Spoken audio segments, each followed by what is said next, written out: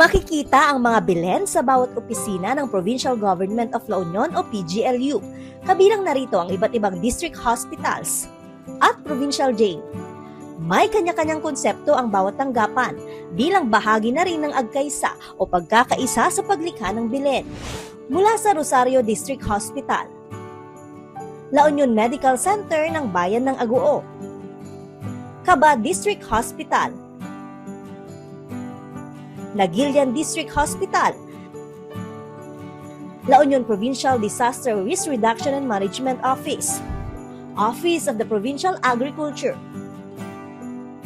Office of the Provincial Veterinarian, Provincial Social Welfare and Development Office, Provincial Health Office, Office of the Provincial Assessor, Local Economic Enterprise and Investment Promotion Office, Office of the Provincial Vice Governor and Office of the Sangguniang Panlalawigan, La Union Provincial Tourism Office, Security Services Unit, Provincial Government and Natural Resources Office, General Services Office, Provincial Engineering Office, Bids and Awards Committee Support Unit, Office of the Provincial Accountant, Bacnotan District Hospital, La Union Provincial Jail, Provincial Treasury Office, Provincial Budget Office,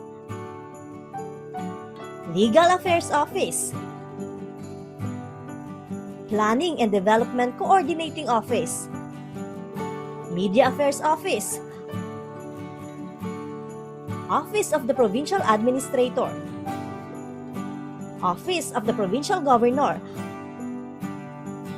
at Provincial Information and Communication Technology Office. Ignite their creativity kasi syempre pag sa trabaho, focus ka lang naman dun. So this time, we try to explore yung kanilang artistic side.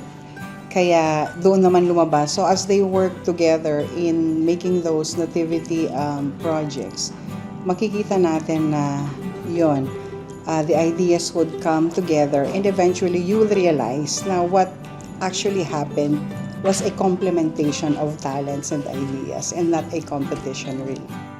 Alinsunod na rin sa trabaho ang konsepto ng bawat tanggapan, gaya sa engineering office na naka-helmet gear ang Three Kings, at wirings naman ang ginamit ng ICT office.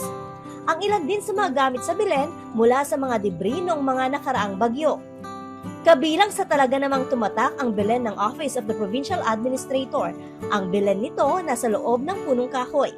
Gawa rin ito sa mga totoong balat ng kahoy at balat ng nyog na pinagtagpi-tagpi para sa silungan ng Holy Family. Moderno naman ang konsepto ng Provincial Legal Office, ang bilen under the bridge. Mga patpat na iniwan din ng nagdaang kalamidad ang ginamit sa konsepto. Nais daw nilang ipakita sakaling ipanganak umano si Jesucristo sa kasalukuyan. Pero ang kakaiba at talaga namang nagwagi sa mga hurado ang Ghibli-inspired bilen ng PGNRO. Bukod sa mga bagay na iniwan ng pananalasa ng bagyo, kita rin sa kanilang bilen ang iba't ibang produkto ng La Union na litaw ang detalye. Gaya ng daing ng Santo Tomas at maging ang totoong kabuti at pulot-pukyutan.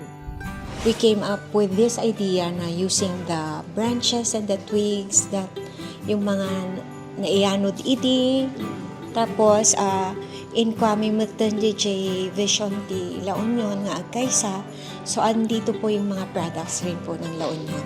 So nga symbolize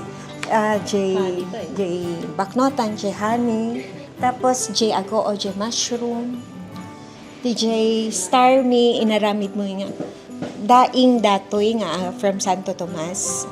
Then yung sand po at saka yung mga bato from Luna and San Juan. Then yung mga baskets po natin from Burgos and Bagulin. At saka yung mga buy-buy rin po, in latag ni nga pagyanan ni Baby Jesus po. Yung corn husk na ginawa naming angels from Tubao po. Joan Punsoy, Balitang Solid North.